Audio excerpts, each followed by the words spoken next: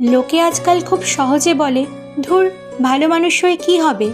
আর আমি বলি, সবসময় কিছু পাওয়াই কেন এত জরুরি? এটাই কি যথেষ্ট নয় যে আমরা অন্তত কারো ক্ষতি করিনি, কারো মনে কষ্ট দিইনি, আর যদি দিয়ে থাকি তবে ক্ষমা চেয়ে নিয়েছি?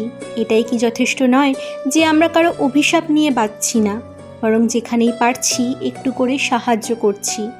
এটাই কি যথেষ্ট নয় যে আমরা এতটা মিথ্যে বলি না যে আমাদের মিথ্যেগুলো মনে রাখতে হয়?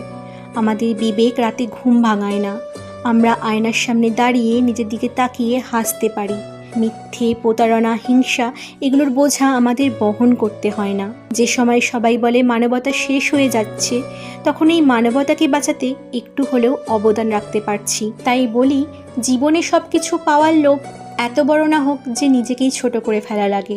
ভালো মানুষ হওয়া মানে এটা নয় যে তুমি সবসময় ভালোবাসা পাবে অথবা সবাই তোমাকে বুঝবে। ভালো মানুষ হওয়া মানে নিজেকে এমনভাবে গড়ে তোলা যাতে তুমি বড় হও অন্যের ঘৃণায় নয়, নিজের মমতা, দয়া আর সততায়। হয়তো আমার নাম কারো তালিকায় নেই, হয়তো কেউ আমাকে ধন্যবাদও জানায় না, তবু আমি জানি আমি কারো কান্নার কারণ হইনি, কাউকে ঠকাইনি, বিশ্বাস ভাঙিনি, আমি কারো আশাভঙ্গের গল্প হয়ে থাকিনি। আর এটা অন্যদের চোখে না হলেও নিজের আত্মার কাছে আমি সম্মানিত থাকি।